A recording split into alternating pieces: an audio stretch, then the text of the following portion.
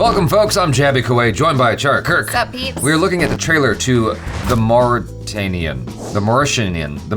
That's a fun name. Yeah. The Mauritanian. It's not Mauritian. Mauritanian. Mauritanian? Obtainium. What does that mean? It's obtainium. So this is from STX Films, captured by the US government. Mohamedou Oud Slahi, played by Tahar Rahim, languishes in prison for years without charge or trial. Losing all hope, Slahi finds allies in defense attorney Nancy Hollander, Jodie Foster, and her associate Terry Duncan, played by Shailene Woodley.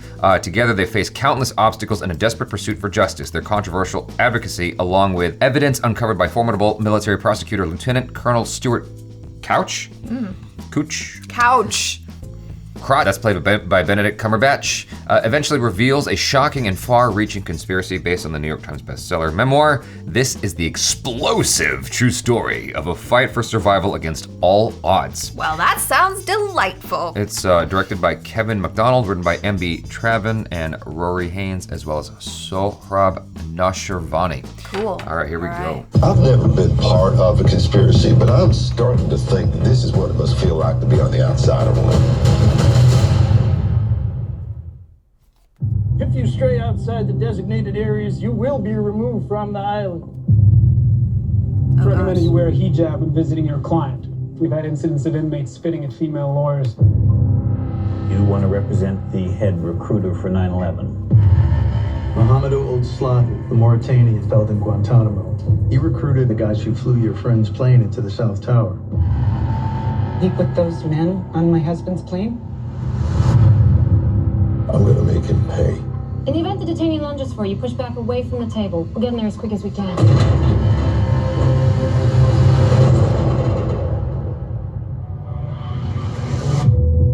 I'm Nancy Hollander. This is my associate. We wish to represent you. We are seeking the death penalty, but if we miss something, this guy goes home. Let's get to it. Call this number. Speak to my mother. Tell her, I don't know, something nice. The U.S. government is holding upwards of 700 prisoners in Guantanamo. Since when did we start locking people up without a trial in this country? That's a lot of case files. Wow. The prosecution won't show us the evidence they have against you. It's all redacted. You got a problem, take it up with the government. All my time here, I've been told you are guilty. Not for something that I have done, but because of suspicions and associations. I am innocent. He has been interrogated. He has been held against his will for 6 years without a single charge being laid against him. Doesn't it bother you at all working for something like this? I'm not just defending him. I'm defending the rule of law. You haven't seen what I've seen. Where I'm from, in Mauritania, we know not to trust the police. But never did I believe that the United States of America would use fear and terror to control me. A couple sleepless nights, that's all. I've never been part of a conspiracy, but I'm starting to think this is what it must feel like to be on the outside of one. You're ever thinking this, either wear the jersey or get off the field. You need to tell me what happened to you. I can't defend you. Do you understand that? You asked me to set fire to this place, but I'm still standing. Maybe he's guilty. Maybe he is. We're doing our job. I'm not welcome home. That's not a part of my job. If I'm wrong, when it comes to my reckoning, I'm the one that'll have to answer for it. What makes you think you're any better than the rest of us? I don't think I'm better than anybody else. That is the point. For 8 years, I have been dreaming of being in a courtroom. Now that I'm here, I'm scared to death. You know, I think I figured out why they built Guantanamo down there.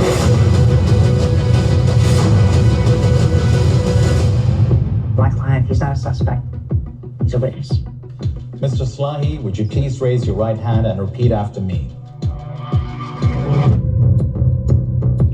The Mauritanian. Whoa.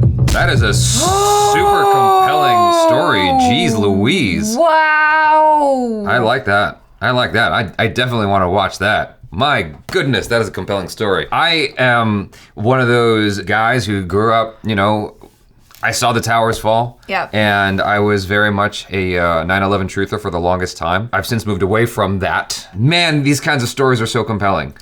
They are, it's interesting to me. I see, there are a lot of partners that help to produce this. You've got BBC Film here. It says Eros International. And I'm wondering, the story that they're telling, to me, it seems like it's so, it's not a good look for the US government, right? Like Guantanamo Bay is this whole subject that's just like, it happened, we don't talk about it. And I'm just like, I don't know, I guess I come from a country, or like my Thai half is a country where you can't really talk about stuff like this. Otherwise, like you'll get in big trouble. You know what I mean? And so I'm looking at this and I'm like, wow, this is just like, this is a lot. And it's exposing a lot. And of course, like it's based upon the book. And it's just kind of blowing my mind that this has been produced and like, we can watch this. Well, here's the thing. This is what sort of blows my mind, is that all the information can be put out there, not a whole lot changes, I mean, Edward Snowden put it out there that your phone listens to your conversations. I know, I'm like, I better make that conversation juicy then. And is watching you. There's all kinds, like everything that we thought turned out to be true. Everything we thought from enemy of the state turned out to be true. Yeah. Edward Snowden confirmed it, and he is an enemy of the state as a result, right? And yet we still buy the phones and we don't, put a tape over it. We don't do any extra measures to ensure our privacy. We still continue, business as usual because we're not doing anything wrong, right? I mean, that's what it comes down to. And at the end of the day, we're not doing anything that would make us enemies of the state. So until you do. So this story coming out is ultimately not going to change anything. Some of the films that talk about evil corporations come from evil corporations. Because they know it's not going to change anything. You're still going to buy the plush doll from the evil corporation that represents the cartoon you love. I'm trying to be as ambiguous as possible because I love the evil corporation. I know exactly what I'm like, I was going to buy that plush. I think I will. Yeah, but that's exactly what I'm getting at. Yeah. And, from that same corporation, they're often telling stories of the underdog fighting the big... Yeah.